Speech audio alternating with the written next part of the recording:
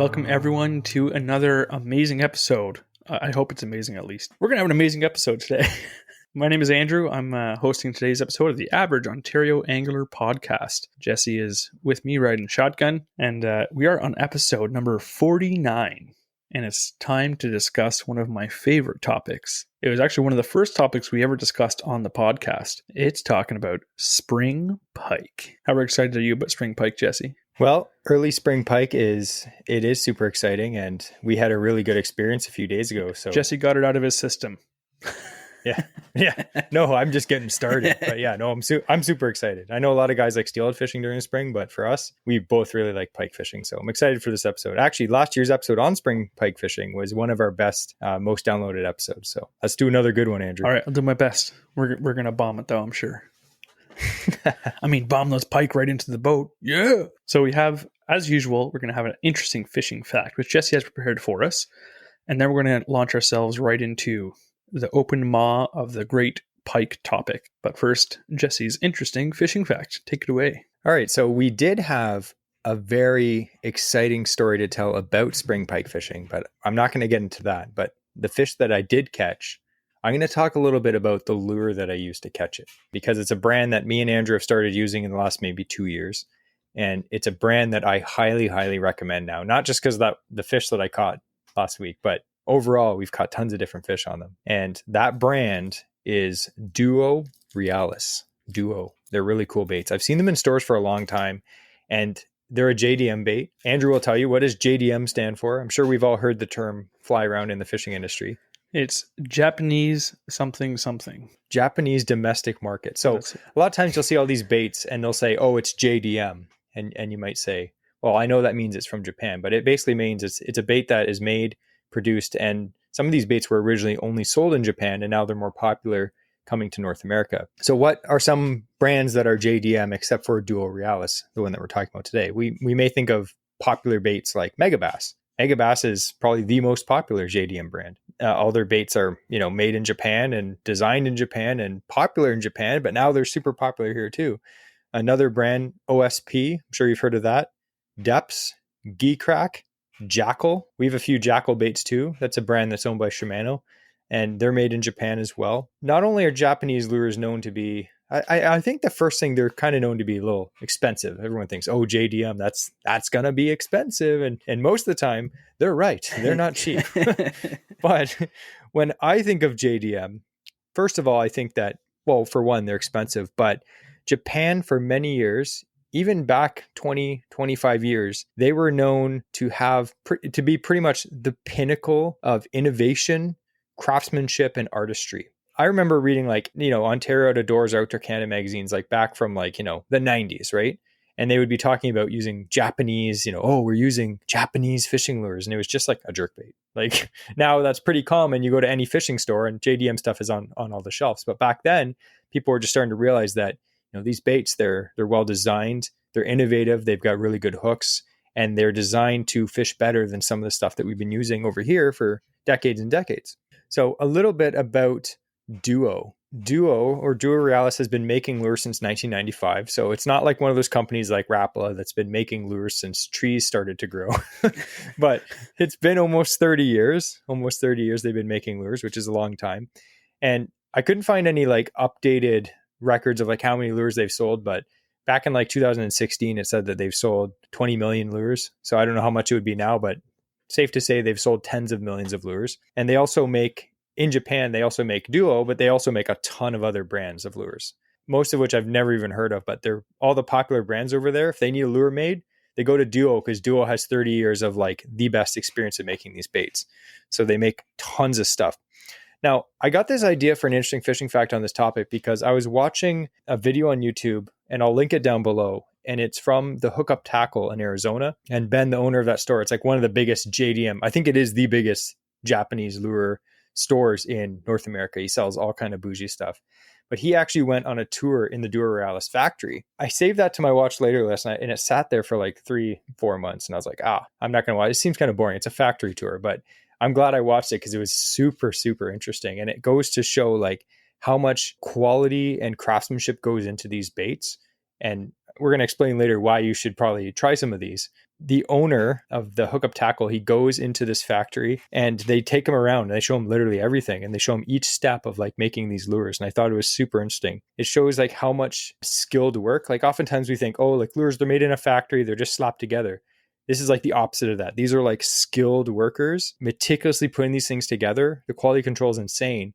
And the paint jobs are like artistry. It's not just like done. It's literally insane. The cool thing about the video, which I found instantly cool, was the huge test tank that they have in this factory. They have this tank, and I couldn't find any like info on like how big it actually is, but it is big enough that you can cast like fully as far as you can straight. This tank must be like 150 feet like long, 30, 40 feet wide, and it's like 25 feet deep. And that's with their weight transfer system and their jerk baits too. You can launch those things. Yeah. It's not like the tank at Bass Pro Shops. Like this is a huge 2-story tank.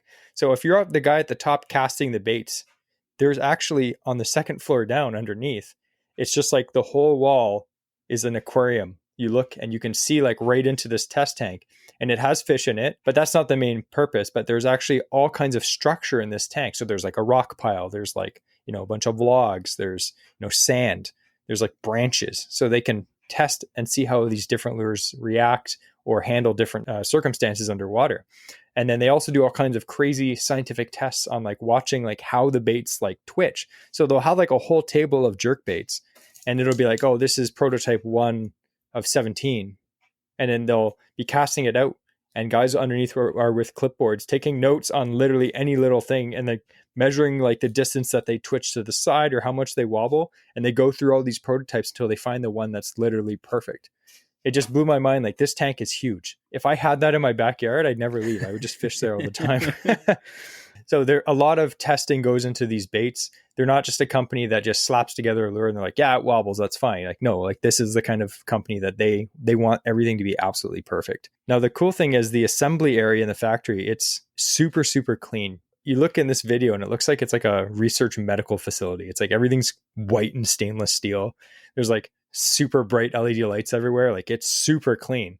And they're sitting at the tables making the baits. And I'll just go briefly through, like, say the making of a jerk bait is what they were making at the time. They have the two halves of the jerk bait. If you didn't know how they make basically most like jerk baits or crank baits, it's two halves and then they glue it together. And before they glue it together, obviously they put in, the ball bearings and all the hook hangers and all that stuff before it gets glued together. But do realize they actually put this chemical on both halves. So when they stick them together, they put clamps all the way around the bait. And that chemical actually like fuses the plastic together, like it melts it together and creates like almost like a plastic welded seam. So that piece of plastic now is not two pieces anymore. It is one because it has been actually sealed together and welded together. Kind of like mend it, Andrew. It's a lot like it sounds a lot like the plumbing, like with drains using ABS or PVC glue, and it's a solvent weld, which is is an acid and it essentially eats away at each side of the plastic. So when the molecules start to dry and they realign, they're actually locked together now. So yeah, it's a solvent weld. So it's the highest quality of like the connections. I'm sure we've all used some cheap lure that hits a rock and it breaks in half. Doesn't happen on these because it's one piece. I'm not going to mention any names. So the next part is after they do all the assembly and the lures passed through, like so many hands touch the space as it's getting made. It's crazy the amount of people involved in this. So to enter into the paint room, you actually have to go through the AirTech dust and static removal chamber. Those chambers you walk in, it's like, and it blushes all the water, blows all the air onto you, and it removes all the static and the dust particles. Because inside of their paint factory area, you can't have one single piece of dust falls into the clear coat, because I'll tell you why in a second. So the lures, they're expertly painted. And again, we watch a lot of YouTube videos of like, guys that make baits, like say like Marlin Baits, and his paint jobs are absolutely fantastic. That's small batch. This is a factory after all. So it's not the same as like a small batch guy, but they're literally artists. I don't even say like they're painters, they're artists, because they actually have to learn how to paint these baits exactly the same every single time. And I thought that it was interesting that they start the painters off doing simple work like clear coats.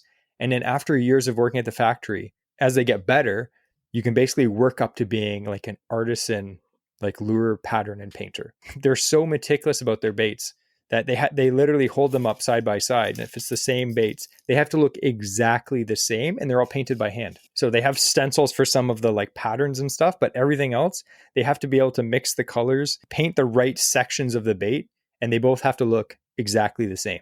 And they get to the point where, like, obviously if you do something all the time and you're skilled, it's going to happen, but it's crazy. Like, you don't think of how much work goes into just painting like a jerk bait. You're like, oh, it's just, a few sprays. And like, this is like layers and layers and layers of stuff. They said generally up to 10 different layers per bait plus the clear coat. So that's insane. And the last thing I'll say about the factory tour, and I recommend you watch this video. It's really, really cool, is the quality control is insane. Like, I know we're not going to name any names, but there are some other brands where you hear a lot of people say, you know what? The quality control in that brand on their baits has just gone downhill. Like, lips break off, the paint chips off. You're like, what happened? Like, why is it trash? Duo, on the other hand, quality control, they actually have inspectors that are there, not just to like, okay, here's a bait, it looks good. They're actually looking to find flaws. Like, that is their job, is to actively find flaws. They said one piece of dust in the clear coat, that lure's not sold. They literally get rid of it. Like, I'm sure some of those guys stuff them in the pockets and try not to hook themselves and use it themselves. Any little flaw in these baits, and they're done. They're like, nope, they don't get sold. So I've noticed that, like, a lot of baits you get and you look at them in the package, you're like, wow, that's a really good looking bait. But the dual ones, from the ones that I have, and I know the ones you have, you look at them and you're just like, some of the colors, you're like, that is crazy. Like, the paint jobs are just absolutely insane. And they have a lot of really cool matte colors. I got this like perch. It's a gold perch and it's matte. And then the one I caught the recent pike on, it's like a matte fire tiger. Now, the last thing I want to say is, I know people think JDM, it's expensive. Hear me out. Hear me and Andrew out. Why should you buy Duo? Not just Duo, but any JDM. But Duo is one of the brands that I would highly recommend. It's because they're not that expensive. With every other lure becoming more and more expensive, like, what about Rapalas, Andrew? Like, you're going to be spending, including tax, $20 on a good Rapala jerkbait, unless you're using the Husky jerk. But as soon as you want to be able to cast 30% farther, and you're going the X-Wrap or the Ripstop or something with the weight transfer system, or even they have their new, I forget what they're called, like the Pro Series they have, the Maverick. Like, that's a nice looking jerkbait, but that one I think is over $22. You're paying premium price because it's a premium jerkbait. Exactly. So like the bait brands like Rapala and a bunch of other brands, but like the bait brands that we're used to spending a reasonable amount of money on for a jerkbait, they are now basically JDM pricing. So like for me, I'd rather get something that is super quality control, handmade in Japan with epically sharp hooks, really good weight transfer system, and just amazing patterns for literally maybe $2 more than something that is kind of, maybe pretty good, but not as good as that. So I know a lot of people will be like, oh, I like this certain brand, but try some of these JDM baits. These Duo Realises, like these ones, they start at about $18.99. So that may sound expensive if you're just getting into the sport, but the way I always think is, like, if I'm going pike fishing and I'm using a jerkbait, say like 80% of the day for weeks at a time, if I spend $20 on one bait, that's not that bad. You don't need to buy like 50 of them, just buy one. So anyway, for all the baits that we try, we recommend stuff that we actually like and actually catch fish on. Duo Realis baits, again, you can pick them up anywhere, any local store, Gagnon Sports, Peterborough Pro Tackle, anywhere that sells high-end tackle should have Duo Realis. They're fantastic baits and they work really good, but we'll get into the fish story later. So that's my interesting fishing fact, but I do recommend to watch that movie. I'm going to put the link down in the bio. I agree with everything you said, Jesse.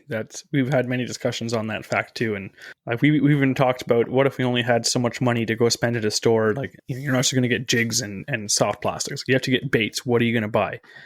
And I would rather buy one good, like high quality jerk bait with a leader so I don't get snapped off, bitten off, than to buy three, perhaps lower quality jerk baits, because I know that I have way more confidence. I feel I would get way more fish landed using that one bait than three different ones that are just, maybe not as premium. Yeah. And just to add one thing to that, I know we're kind of rambling about jerk baits, but the other day when we were fishing, I started off using a Husky jerk, which is the Rapala Husky jerk is a great lure. They're $10 at my local shop. They're $10. I've caught tons of fish on them. We both have. They're great. Everything from pike to salmon to bass, everything.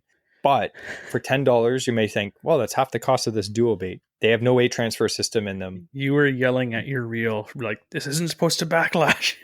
Yeah, I was casting into the wind, and they don't have a weight transfer system in it.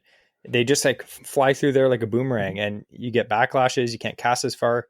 You put on one of these Duo baits with the the weight transfer system in it. When you cast, all the weight goes to the back and they fly like a dart. Yeah. Right through the wind, and they cast literally, sometimes I'd say 50% farther. Yeah. But generally speaking, I'd say at least 30 to 40% farther. So you're casting farther, you're covering more water.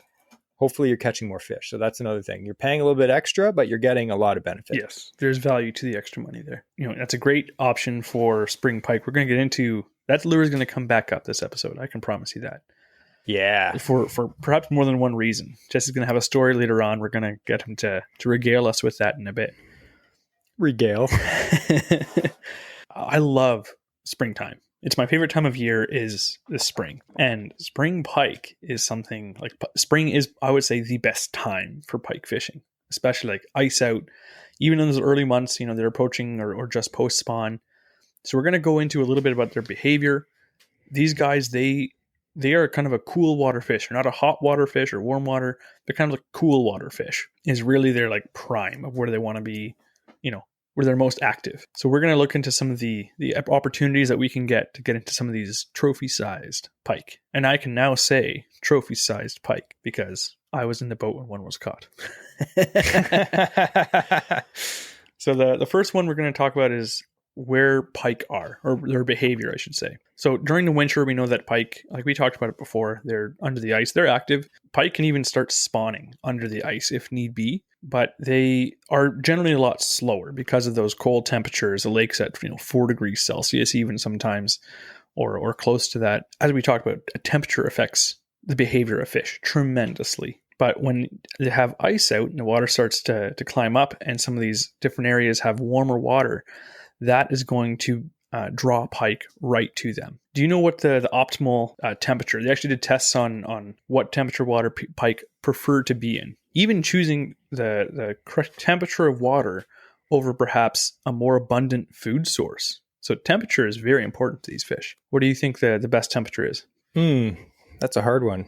I'm going to say like in the 50-degree range. It's a little bit warmer. I was a little surprised. They can thrive in those colder temperatures, but between 64 and 68 degrees, which is, that's Fahrenheit, so between 18 and 20 degrees Celsius, which is warmer than I had initially thought. Now, that doesn't mean that, let's say your body of water doesn't get that warm. Well, it's not like there's going to be no pike in it, but that is the optimal growing temperature for pike. So if they can live in that area and they continue eating in that area, they will be growing faster and longer and better than pike in other temperature ranges. So in the springtime, where would you say is the best places to find pike? And as a big hint, the warmer water is where it opens up first.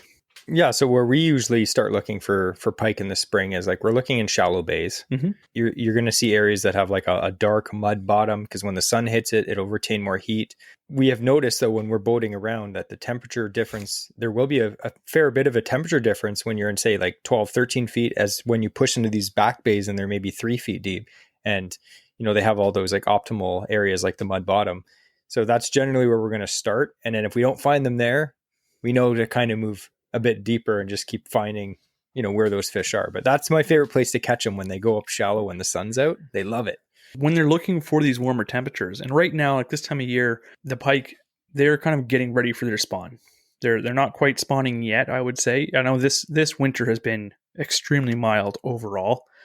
A lot of areas that normally freeze over didn't freeze over even.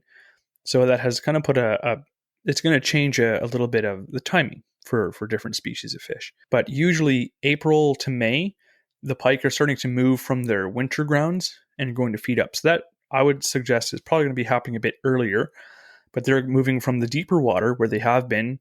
And by deeper, I mean, let's say 20 to 30 feet in these lakes over winter. And now the warmer temperature is now at the top of the water column again. It's not at the bottom of the lake. So they're going to be moving up to the top, but they can be on their way. So like Jesse said, if they're not in those shallow bays, they could often be perhaps on their way still. They don't all of a sudden, today's a day and I'm going to shoot over this way 2 kilometers. Like that's not exactly how they do it. They'll kind of work their way across and move gradually to their kind of spring areas. The biggest thing that they say, and I would agree myself, I know I've experienced it. My favorite place to fish for pike is river mouths. I remember reading articles growing up of like ice out pike, and the river mouth, because of the flow of water, will often break up the ice and move it out of the river mouth first, even if it's still cold. And they always say the river mouth is where you want to be. That can attract pike and does attract pike. So obviously rivers, but it could be like ditches from like snow melt. And perhaps it's not a year-round thing where you're getting water coming through that culvert over there, but it could be a source for pike to come because it's going to have a little bit warmer water. It's flowing, it's melting, it's getting heat from the ground, and it's coming in, perhaps not a designated river, but that's another source of water inflow, and that can draw pike. So think a little bit outside of the box. Even if you think you've fished this lake for years and you might know, oh, this is the river, I always go here. Great spot. But let's say there's 10 boats there one day. Do yourself a favor and try looking and seeing maybe there's some other areas, maybe a smaller, like a culvert or runoff or something like that that's pouring in that could, or even a small spring, you might see like little trickle of water coming in. And I know so many times I was fishing like on a larger river or on these lakes, and you just see this like little, like this is a puddle draining, a small little spring coming out of the side. And that's where I catch the pike. Yeah. It's kind of picturesque, but that's kind of what holds them there. And just to add to that, I've seen pike in weird spots too. So like I've been steelhead fishing in late March, early April, down to some of the lower ends of the creeks. You'll be float fishing in like some frog water and you'll see like a big pike swim by up the creek. And again, obviously pike go into like, they push into marshes and creeks to start, looking to spawn and stuff. But it's just weird to see them because, you're catching a rainbow trout one cast. The next time you look over, there's a 35-inch northern with a bunch of males chasing it around. You're like, whoa. So you will see them. And another weird spot, remember that time we went carp fishing? Yeah. I think that was in early May. The area that we fish is like a marsh. And on the other side, it kind of like, it's an overflow. Like you'd never think there's a fish in there. It looks literally 6 inches deep, just a bunch of frogs and like, logs in there.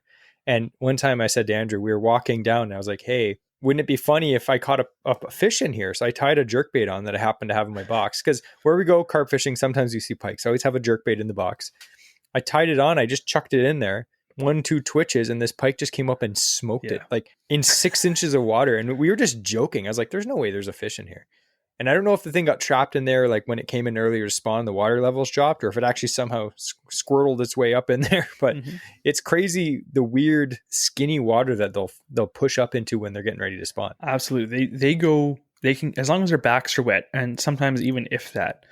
I know there was a small creek that would run through a cow field up near Beaverton. And the pike could, especially back in the day, they used to spear them apparently, but they used to spawn up this little like tiny tributary. Like it dries up in the summer even, but in the spring, these little pike, they'd run up and they'd just be going up and they're maybe halfway covered in water. And that's what they're looking for. They will spawn between 40 to 50 degrees Fahrenheit is their spawning temperature that they're going to start. And where they spawn is in shallow bays, in small creeks, tributaries. So it's not odd that river mouths and stuff like that and these mouths of bays and stuff is where they're staging, just like how we talked about before about steelhead last week, how they're staging in front, at the river mouths in the lake, and before they start their run up. Fish do that. That's not just for the salmonoid creatures or species. So pike are doing the same thing. They're at those river mouths, so as soon as it's ice out, they're getting prepped, waiting for that water temperature to reach between that 40 to 50 degree mark where they can actually start their spawn. So if you have a thermometer or a little fish finder when you're out and about, if you can find areas where that temperature is starting to approach that mark faster than others or other areas in that lake, chances are you're going to be finding where these pike are staging, getting ready and prepped and feeding up and huge bellies getting ready for their spawn. Now, a couple techniques I feel like we covered pretty well as to where they're going to be under body of water, but a couple techniques. What would you say is your favorite spring fishing technique for pike? There's so many ways to catch them, but the way, like the other day, I'm not going to get into the whole story, but me and Andrew were supposed to go steelhead fishing. And then I said to him, you know what, let's go pike fishing because the creeks are so crowded. It was like 13 degrees that day. I'm like, there's going to be 50 million guys down at the creek. So I said, let's go pike fishing. We'll dust the boat off. It was in my workshop. It was covered in sawdust. So we dusted off the boat and I just like grabbed a bunch of lures and I just grabbed like a 3,600 tray. That's all I brought. not a lot of lures, maybe like 10 lures. Mm-hmm. And most of them are the same. But if I only had one lure, jerkbait, that's all you need. Like generally speaking, jerkbait, that's what I use probably 80% of the time for spring pike. Yeah. And again, right now we're talking about spring pike, like this time of year, it's pre-spawn. So this water temperature, they're still moving slow and sluggishly. One of the main forages for these fish is minnows, other fish. But I say minnows by just, smaller fish. Could be a wide variety of species they'll feed on. But what happens is in the springtime, any fish that were caught up in a creek or up that river, up that tributary, that got frozen in ice or died because of the rapid changes in temperature or whatever it may be, they start flowing down. And these pike, they're putting on this big feed before their spawn, and they're watching these dead fish just come by, and they'll come up and grab it. A slow presentation is key in the spring. Again, we've talked about they are active fish. They're the fastest freshwater fish. In short speeds, they're the fastest freshwater fish. But they're not a cold water fish. So at these temperatures, they're still moving sluggishly. Just keep in mind, later on, as temperatures start to warm up, again, this year, when it opens for pike, if the trend keeps going like this for the weather, the spawn could be early. The spawn would finish early, perhaps. So take a look at your water temperatures. If it starts reaching above that 50 degrees, getting closer to that 60 degree, 64 degree mark, they become more and more active as the temperature rises. And keeping in mind as to what else is happening during that time of year will dictate what these pike are feeding on. So when frogs start to emerge, the pike are going to eat frogs. The largest bulges I've ever found in like pike bellies when I've filleted them have consistently been frogs. I have caught a few that have there's a perch or there's a thing, but I've caught, I'd say 10 pike or so in my life that just had a massive bulge, and I'm like, oh, I can't wait to see what that was. And it was a big frog. When you hit that time of year, frogs are out there, turtles, snakes. I know there's a couple places where there's a lot of pike, but there's tons of water snakes there. But just keep in mind, whatever you're using, pike love to strike from below. Again, they're predatory, they're ambush predators. They'll just sit in these shallow weeds. So there are times when a top water is actually amazing for pike as soon as it starts to warm up a bit. And for me, that's my favorite time of all. It's my favorite presentation for pike. But it's a little tangent. Right now, slow minnow presentations are kind of your key. Dial that in. And we're going to talk a little bit about now. I want to hear that story, or I want you to share that story, Jesse, because we're talking about a slow minnow presentation. And walk us through what happened on last Sunday and what you're using and what happened exactly. So like I mentioned, I'd say for both of us, pretty much when we go pike fishing in the early spring, we both have jerkbaits on. Like I know Andrew's favorite jerkbait is the X-Wrap, which he's caught tons of pike on. I've caught a lot of pike on it too. They're great baits. It's either that or like a chatterbait. Now a chatterbait may sound like a bait that you have to retrieve too fast, but what we found, just on a slight tangent, is we use the big blade. So what I do for early spring pike when the water's still cold is I'll use the big blade chatterbait, which has a massive blade. So it works a lot slower. And then I'll put a big craw bait on the back. So that has a lot of lift. So I can actually retrieve this very slowly. Now, if the water temperatures are a bit higher, that's a really good option. But we were out fishing, slid the flatback canoe into where we were fishing. The water temperature was 37 degrees, which is very, very cold. I remember I put a poll up on Instagram and I said, is this too early for pike? And I actually had a lot of people, surprisingly, a lot of people that catch a lot of fish said it was too early. And I was like, well, you know what you're talking about clearly, because we're going to catch fish today. So anyway, we're fishing, and generally where we fish, when the water's a little warmer, we'll go into the back bays, literally 2-3 feet of water, and we will slam them. We've had days where we've caught like 7 or 8 in like 20 minutes. Like they're just stacked back there.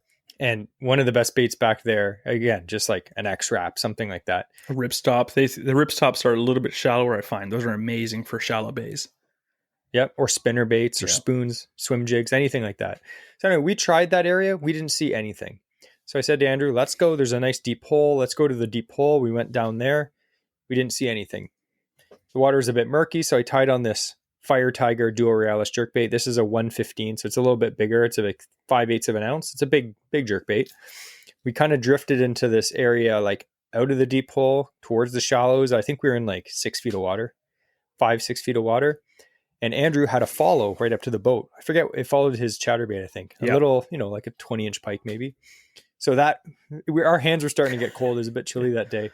before we saw that pike, we're like, let's go in. I don't think there's going to be any fish, trying to talk ourselves into going to Tim Hortons, getting a hot coffee, right?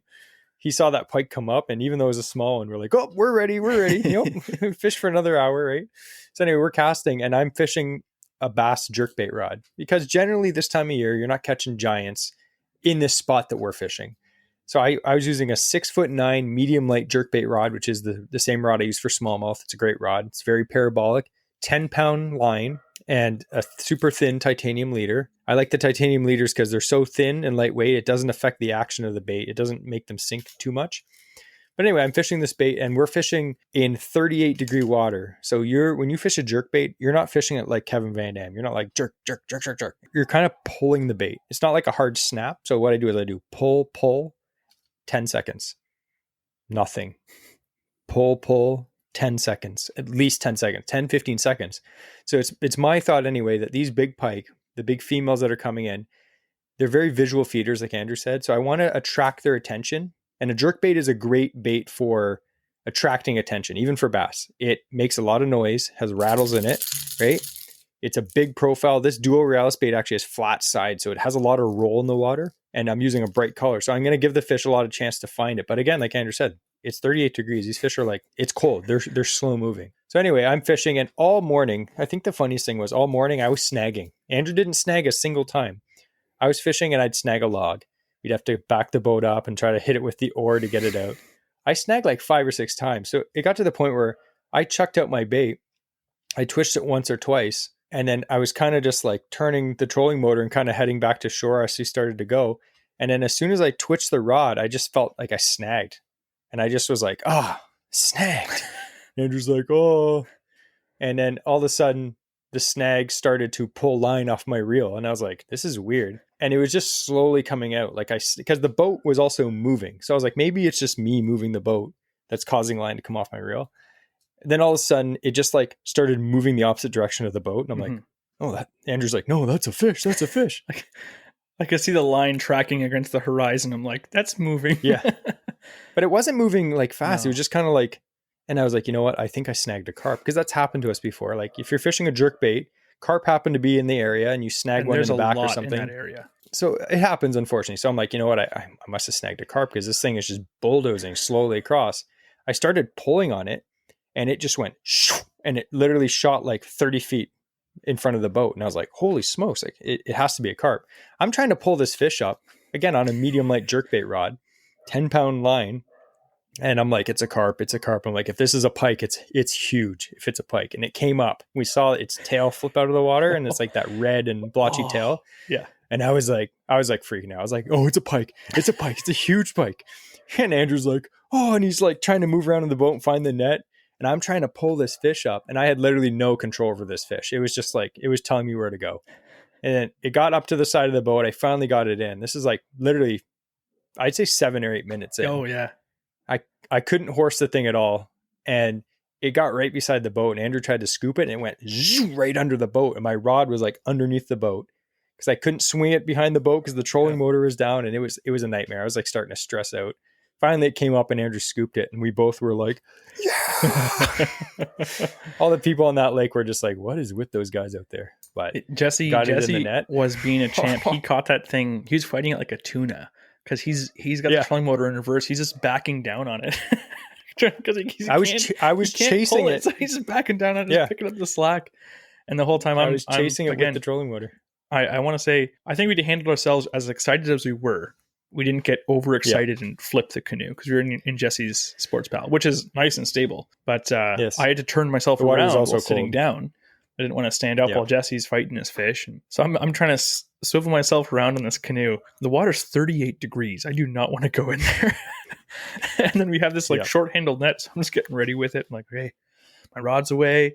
Take my time. As soon as I get the opportunity, this is getting in the net. So it worked out. And what size was it, Jesse?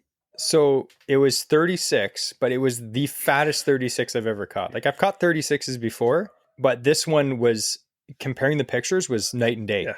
That doesn't sound big. Like I always see people are like, oh, you got to catch that 40. That's the size you want to catch for pike. The like basically like respectable size. But in my opinion, anything over 36 is 3 feet. It's 3 feet, yeah. And this fish was literally thick. Like I was holding the water. It was a pre-spawn female, so it was full of eggs. And it was just super fat. Huge. And We were joking. it was beautiful. You know how the pike has almost like, it looks like two halves to its belly, right? We were joking. This thing, we called it the Dolly Parton of pike. Yeah. It had not only like huge shoulders and a big hump in the back, but it had the biggest, thickest belly, like right behind its gills I've ever seen. It was a giant It was fish. Working 9 to 5, I'll tell you that much. And for that area that we're fishing, like I know if you go up north, like guys are like, oh, I'll catch 40s up, and Muskokas and all that stuff. That's great. Lake Ontario, I know a lot of the guys fish the Toronto Island area. They catch a lot of like fish that are in the 36 to 40 inch range or even bigger. But in this particular place we were fishing, I fished there for years. I've never seen a fish close to that size myself ever. And I fished there for like 10 years. Yeah. So we were really excited and the water was ice cold. My hands were numb. Andrew's hands were numb. I was like reviving it in the water, both my hands in the water. And then as soon as I released it, my hands were just shaking and we were both rubbing our hands together. It's like, I was trying to like get footage and film it. I'm so worried. I'm trying to hold my arms as close as possible because as soon as I extended them, I was just shaking like mad. I'm like, please don't let this video turn out bad for Jesse. But I think the moral of that story is it's never too early to catch pike. And if you start early in the season, like very early, like 38-degree water, you just have to fish baits that are extremely slow, like jerk baits, and really, really long pauses. Really long. And I would recommend a quality bait with sharp hooks because sometimes these fish engulf it. Other times they just nip it. Yeah. Oftentimes you won't feel that strike. Like you said, they'll hit on the pause. So you won't feel it. They'll just kind of swim up and then all of a sudden it's in their mouth. So you don't know it's there until your next like kind of pull or jerk. And you want that moment when they are feeling movement for that hook to start pricking in and actually hooking onto them. But Jess and I were talking even that morning, talking about temperatures again, and it being so cold. Again, it's early in the year. It's not that cold for this time of year normally. Jess is like, oh, people are like, do you think it's too early? And it was main conversation. I'm like, no, like you can catch pike through the ice. People they target them through the ice. You can catch pike whenever. All you have to do is locate it and fish slow enough. And yes, it's open water now, but the way I would look at it if you're trying to target them is fish them like how you would. They're feeding the same way right now as they were under the ice. It's just now it's open water. So if you can cover a bit of ground, like you just said, you do very slow retrieved, long pauses with a jerk bait, but you can still fan cast. If you're fishing from shore, you can fan cast and cover a huge area of water, not just under that float or out of that one hole. So it is a bit easier to kind of locate them as they slowly move around this time of year because it is open water. But at the same time, it has to be just as slow as your ice fishing presentation. Yeah. I thought before we go any farther, we could talk about our giveaway partner. That's exactly what I was going to bring up. Perfect. Oh, perfect. So 2 weeks ago, we gave away CanCast tickets, which that was awesome. We're actually really looking forward to CanCast. And speaking of CanCast, this giveaway partner that we're going to talk about right now is actually coming to CanCast. So nice. Definitely check them out. So I actually talked to these guys the other day, Matt and Adam from the Great Canadian Fishing Store. There's lots of accounts and stores that pop up, but this one actually, when I first saw them, I was like, that's a good idea. I remember me and Andrew talking about it on the way up to a fishing trip one time. So the Great Canadian Fishing Store, it's an online store. They exclusively offer fishing gear from independent Canadian manufacturers. So if you go on their website, so they have a huge selection. If you look through their website, it's not just like a few things. There's tons of stuff. There's a huge selection. It's all high quality crafted baits and lures. And they're all made by experienced and passionate family-owned businesses coast to coast. And it's true. I was looking through their website. Like, again, we're an Ontario fishing podcast. We know a lot of the Ontario bait makers, but I'm looking through their website and it says like the bait and it says where it's from. All over. British Columbia, East Coast, all over Canada. It's crazy. So you can find lots of different kinds of baits. They have soft baits, hand-poured jigs, hand-carved crankbaits, lots of stuff. And it's not just stuff that you see at a store. It's all unique. It's stuff that you're like, oh, that's interesting. That's cool. Or like me and Andrew said, I wish I thought of that. And since it's from a bunch of independent makers, like manufacturers, the selection, the range is huge. It's not just, one local shop or one local guy making everything. It's a collaboration of everyone. Yeah. So your options are huge. For sure. Now, the cool thing is, like I mentioned, the Great Canadian Fishing Store, not only will they be at CanCast at April 7th, but they're also going to be at the Toronto Sportsman Show from March 14th to 17th. Now, the Sportsman Show has always been just like a massive show. Now, it's not all fishing like CanCast, but there's a lot of fishing stuff there. So if you definitely are going to the Sportsman Show, definitely check out the booth there. I saw some other pictures from the Woodstock Bait Swap. They had a huge place there, and the Great Canadian Fishing Store was there. And I really like their idea. So they have basically, say you're a small bait maker, and you're like, I make this bait, but I don't want to, go to a show and spend all this money setting up a huge table and all this stuff. They do all that for you. I don't know exactly how it works, but basically you would talk to them and rent some space from them so that they can sell your stuff for you and display it for you. And their displays are beautiful. And like a lot of the Ontario bait makers that we know, I'm looking through their display on their Instagram posts, and it's like, oh, I know that guy. I know those baits. Oh, those are cool. So I asked them and I said, hey, we're doing a pike fishing episode. I was like, can you send me some of the baits that you would recommend for pike? So they sent me a bunch of these cool baits. I thought I'd just mention them quick because they're all very unique and interesting baits. This one is very cool. It's based out of Calgary. It's from a company called Leadhead. And this lure is called, it's kind of, Andrew will know what this is all about. It's called the Freak. So the company, again, it's called Leadhead. This is called the Freak. This is actually a 1 ounce jig. And this is something that is very unique, Andrew. I would 100% use that for pike. Yeah. It's basically, if you're listening to this on audio version, this is a jig with a swim bait tail. It has a skirt and a paddle tail, but it also has not only the regular hook on the top, but it has a stinger treble hook underneath. So, sometimes pike, they will engulf the bait, but I find that on a single hook bait, oftentimes they can flip that hook out of their mouth pretty easy when they do their death roll head shake right beside the boat. So having that extra treble underneath, if you get that pinned in the fish's mouth, it's not coming off. So that's a pretty cool looking bait. Bunch of cool colors. Again, for pike, we like really bright colors. So these colors here, especially this one, really like it. Oh, I like that a lot. Yeah. So that's one. Another lure that they were talking about, I like the names of these companies. I love when companies have actually cool names. So this company is called Dem Lures. And then their slogan is, you need Dem Lures. So they have these 3 3/4 inch trolling spoons. It's a 2-pack. They're handmade, beautiful baits. This isn't the kind of stuff that you can just find at your local Canadian Tire. These are actually handmade by people that love fishing. So definitely check those out. Those are actually made in Ontario. This one I know Andrew will get excited about because this actually looks very similar to a lure that he used to catch fish on all the time. Now, this is from Fosco Lures located in Port Credit, Ontario. And this is the Minnow Spinner. And I know Andrew used to slam fish on these all the time. The cool thing about this bait is these are handmade, but that's also turkey feather on the hook. I love touches like that, like little touches like turkey feather. That's awesome. So that's one. And then the last one we're going to mention, again, there's tons on the website. Like you could literally spend like an hour just looking through this website. This here is my personal favorite. This looks really cool. This one is a tungsten spinner bait, and it actually weighs 7/8 of an ounce, which is a bit bigger, but for pike, that would be sick. And I'm going to choose this color here, white. Just a big, beautiful spinner bait from this company here, which is, I think you pronounce it Underdock, which is a cool name for a bait. If you can flip one of these baits under a dock, you might catch a fish. So again, I really, really like this company, bringing all of our local bait makers, not only across Ontario, but also across all of Canada. You're buying quality. Like we said about Duo, how they put so much time and effort.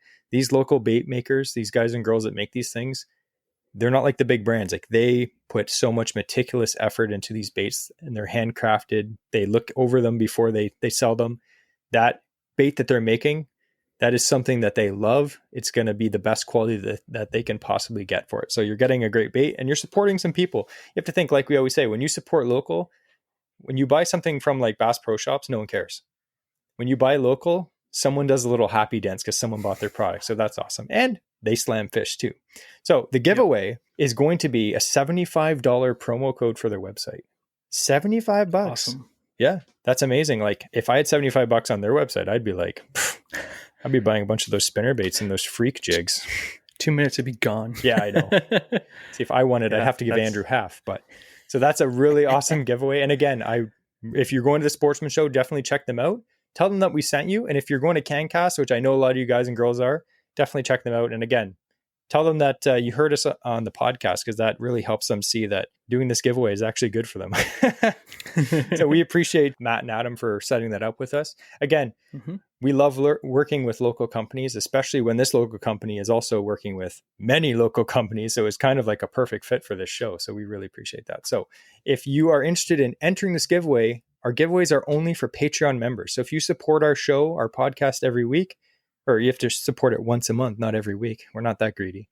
But if you do support us on Patreon, you are automatically entered into all of the giveaways. So definitely check out the Patreon app or go on the website to see how you can enter.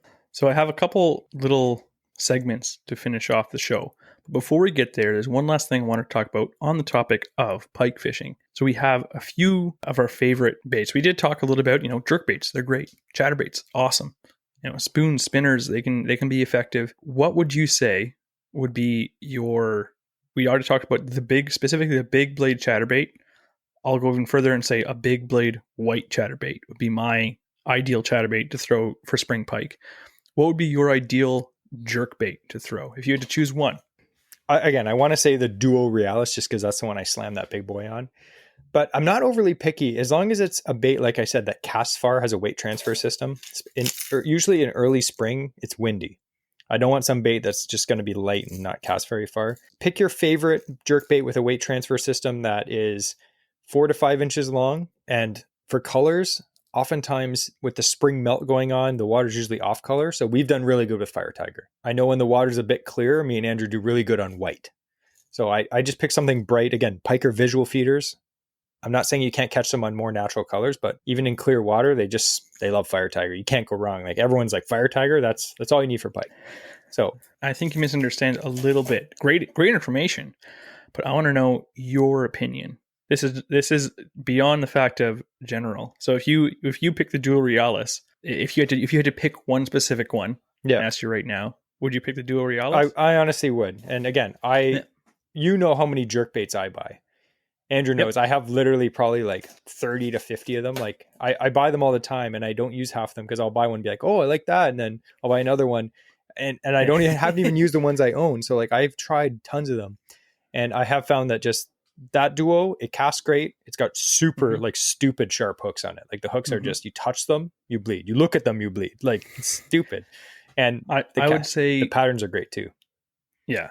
I would say myself, I'm trying to try a few different things. So for this year, if I had to choose one that's like I can only cast one jerk bait, I think I would use the Vision 110. I got a couple of those. I love those as well. For pike? Yeah. Andrew loves spending $35 on a pike jerk bait. Vision 110s are awesome. I have a good leader, so I'm not worried about losing it. True. By the way, I make my own leaders. So if anyone's going out for pike, just hit me up on Instagram and I'll let you know what can be done. I'll tell you one more jerk bait that if you're into jerk baits and you want to try out a really bougie, super nice bait, again, not cheap, but super nice, is this one right here. You've seen this one. This is the Nishini Erie 115. These baits look just super, super natural. They cast really, really, they're a bit of a bigger bait. I think these are almost 3/4 of an ounce. But the cool thing about this bait is it actually comes with a little piece of lead on a little split ring. So you attach that to the front. So if it's a full piece of lead, it actually makes the bait sink. If you cut it in half-ish, it'll suspend. If you remove it, it slowly floats up. Now, I really like that because oftentimes when we're fishing in shallower water, I do like a bait that actually slowly rises. And the reason for that is oftentimes you're twitching around, cover, you got logs or, a dock post or a bunch of weeds. If I'm fishing a bait slowly and I just want it to slowly rise up over that obstacle and then slowly reel it past so I don't get snagged and then continue to work the bait. If I'm working that bait slowly and it actually is a sinking bait, it'll actually just sink down right into the snag, which I don't want. So I do like that feature. These aren't cheap, but they're really nice baits. But again, you can find all kinds of other baits too that have similar features where you'll notice a lot of the jerk baits now, they're not true suspending baits. They'll actually say like slow sink or slow rise. So find a bait, like Rapala has a lot like that too.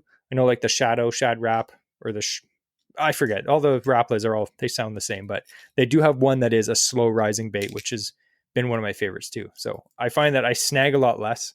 oftentimes when you're fishing, like I said, like the really long, you jerk, and then you let it sit for 10 seconds.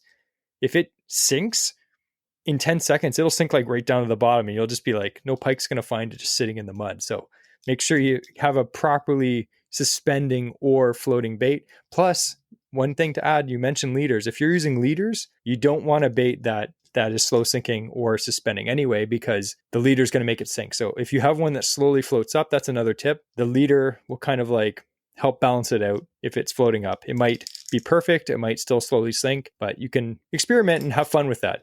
That's what fishing's all about, right? And one last lure. What would be your choice for a spoon? You know it. Len Thompson, 5 of diamonds, number 2. You can't beat that. I don't care what anyone says. It's kind of like the fire tiger of jerkbaits. Like the 5 of diamond spoon. It's just like the contrast, the color. We did a whole episode. Actually, I'll link that down below. We did a whole episode about Len Thompson spoons and pike fishing last year. And we went into kind of the science as to why this color really works. But it's just a classic. I mean, like people have been catching thousands of fish every year on these. Hard to beat that. Mine, I have a real soft spot. I've been using them for years. Williams? Is the Williams wobbler. Yep. And I tell you why spring is amazing for them is because to have them to wobble properly, it's a slow retrieve. And if you're going to use it like a flutter spoon, it doesn't sink that quickly. Where if you stopped reeling in like a Cleo or Len Thompson, great as they are, but in the spring, if you want that, you need that slow retrieve, it's going to be a lot harder with a thicker gauge steel. Now, you might sacrifice casting distance, but for me, I love the Williams wobbler. Yeah. And just to add 2 baits quick, because you can't talk about pike fishing without talking about these baits, in my opinion, is a swim bait. A big white swim bait. This is actually a perfect jig, a slim swimmer. I think that's what he calls it. It's like 5.5, 6 inches long. I've got that on a 5/0 or a 6/0 flashy beast swimmer. I like this one because we fish a lot of weeds. If you don't fish in an area with a lot of weeds, I just put a really big jig head on that. Slow retrieve. This one actually has a kind of a thinner tail, so it's better for a faster retrieve. And then you got a little bit of flash down here, but this is completely weedless. You can, if you're fishing for pike around like reeds or weeds or lots of like timber, a bait like this, you can just chuck it in and just retrieve it right through that stuff. Not have to worry about it. Places where you're scared to throw a jerk bait, throw one of these and you're good. And then the other bait, I think you can't not talk about for pike is a spinner bait. This is a Blackfly Lures Big Bastard. This is a 3/4 ounce spinner bait. We like the white one. I have a big chartreuse blade on it, big white twister tail on it, just a slow retrieve. Again, you can fish this around cover, weeds, all that stuff. And it's one of those baits that pike just love. I think probably spinner baits. I know we've been using chatterbaits a lot the last few years, me and Andrew, but spinner baits for me before that were like a bait that I always had tied on for pike. Like I fell in love with it.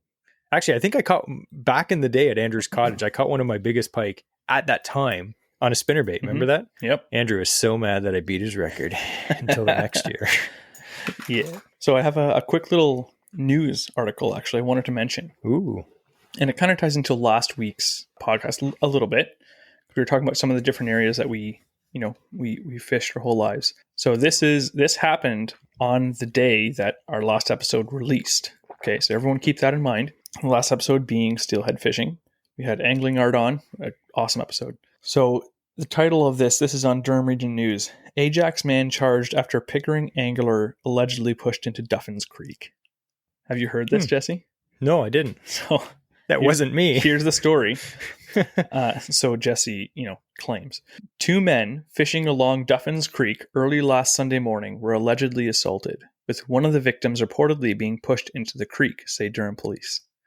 In the early morning hours of March 3rd, police say 2 men were fishing in the area near Church Street South and Highway 401 when a male living in a tent nearby approached the victims while allegedly brandishing a knife and made threats.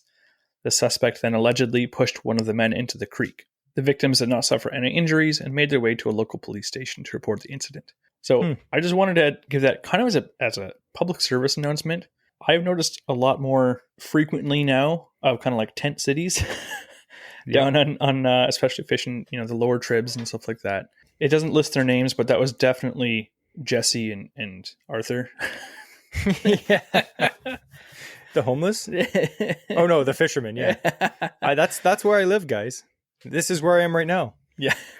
No, so but I just thought it was funny because like I always feel uneasy. I'm like, man, imagine that actually being like threatened. The guy apparently was charged with assault with a weapon, and uttering threats. So just be safe out there. Yeah, be careful. In lighter news, I wanted to give just read a little rating we got, a little review. It was a 5-star, which is excellent. Keep those coming. But I loved the response. Jesse sent this to me today. He saw this on one of the message boards there. So he says it's titled 100%. You know this guy's listened to last season for sure. Loons, snapping turtles, and ball nippers. Oh my! Interesting fact: these guys rock. The podcast is like a 7.3 medium heavy pole. You gotta have it. Quote for the review: just listen to AOA. This guy nailed like all the points of our podcast. So thank you very much for that review. At this time as well, we just like to do a little bit of housekeeping. So the reviews, all that stuff, ranking us, rating us, is super helpful, super beneficial for us as we grow the podcast and try to reach as many people as possible with, hopefully this entertaining show. But there are, as usual, you mentioned a few times before, every episode you like to mention, just there are some costs that come along with that. But again, we've had some amazing support so far with our Patreon. Again, we want to give a huge shout out and thank you to everyone who's helping out in that regard. And if you'd like to support us as well, we do have like I said, the Patreon account you can sign up for. And there's a big benefit for doing so is, as Jesse says, you get a nice warm fuzzy feeling inside. But also, I made Jesse do this. No, I'm just kidding. It was a joint agreement. You are automatically entered into all the giveaways. So the one today for a Great Canadian Fishing Store, if you are a Patreon member, you are automatically entered in. You don't have to worry about it. If you win, we'll be messaging you. So that's a huge plus. It's kind of a very easy way to get entered into winning these great prizes that we have. I would say there's usually at least 2 a month. 2. Usually. There's at least 2. This month we actually have 1 every week. So there's 4 chances to win this month. So if you'd like to get in on that, by all means, join us in a Patreon member. There's a few different options there. It doesn't have to be the highest one. Even at the lowest level of $2 a month, you'll be entered into all those giveaways. And the odds are pretty good. It's not housekeeping, but I thought we could just very briefly cover. I had 2 or 3 responses about interesting fish recipes. Oh, excellent. So if you listened to last week's episode, if you haven't already, I definitely recommend you do. It's about steelhead fishing, and we had, again, Arthur from Angling Art on. But Andrew's interesting fishing fact was all about weird and gross ways that different places prepare fish. And most of them were from Japan, interestingly enough. But I had a few people, and I'm just going to read 2 of them. So we actually had a guy named Ken, and he messaged me, and he said, fish recipe as per the 1-year episode intro topic about freaky fish recipes. Here's a good one. Lobster mac and cheese, but sub the lobster for burbot. I've heard burbot is poor man's lobster. Yes. I'm be down for that. I'm not going to lie. My wife makes really good lobster mac and cheese. Like, really good. What I'll have to do one day is just throw a burbot in the sink for her and be like, here, clean it. Just kidding. She wouldn't know what to do. So another interesting recipe is, I've heard of people doing this. I've never done it myself. But Rise and Find Fishing, he messaged us and said, great podcast, guys. Here's possibly a new recipe for you guys to try. And he sent me a bunch of pictures and they look pretty good. He said, fried perch skeins. Not sure if you've had them or not, but honestly tasted like a batter scrambled egg. They pretty much just taste like my batter. Like, a lot of times when you make fish, it just tastes like the batter, which is pretty good. He said they're better than you expect. So I've seen people take, especially in the spring when the females are full of eggs, they'll take when you fillet a perch, oftentimes like you'll have the skeins or the skeins of the eggs, and most people just throw them out. I've heard of a lot of people that do actually fry them up. They kind of scramble up and put batter on them. So I would try it 100%. That's something I would try at least once. I think we should try it. Like next year we go ice fishing or something. We get a perch that has some eggs in her. I think that we should actually do that, Jesse. And I'll eat one side, you eat the other side. Meat in the middle? No, gross. So anyway, great episode. You know what though? Here's the bad thing, Andrew. Now I'm stoked for pike season again. Like, I'm like riding that high. You know, when you catch a good fish, you're like riding that high. And the next time you fish, you catch nothing. You're like, why do I suck? Yeah, that's exactly how I feel. The latter. Hey, Andrew killed me last year. So prepare for my year for once. You know what it is? I think it's the beard. Yeah, the beard's helping. My first beard of my whole life. Andrew too. And we're just, first day we go out, we slam them. First day. So we'll finish off this episode with, as usual, the quote of the week. What do you have for us, Jesse? Oh, I thought you were reading a poem. Oh, okay. All right, that's true. We'll do a quick poem. I sent it to Jesse, so I made this.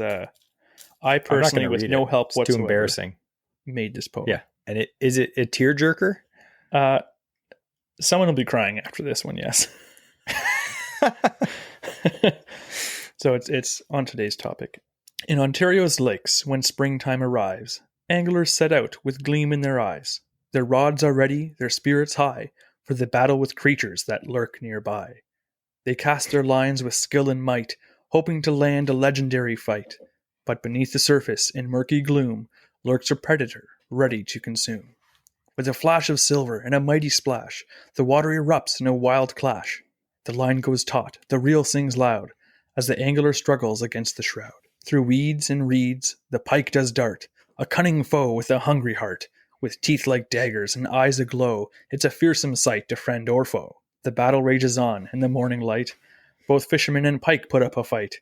But in the end, it's the angler's hand that triumphs over the monster of the land. So raise a toast to the pike so grand, the king of the waters in Ontario's land. For in the springtime when the fishing's fine, it's the pike that reigns in its watery shrine. That was pretty good. Oh, wait.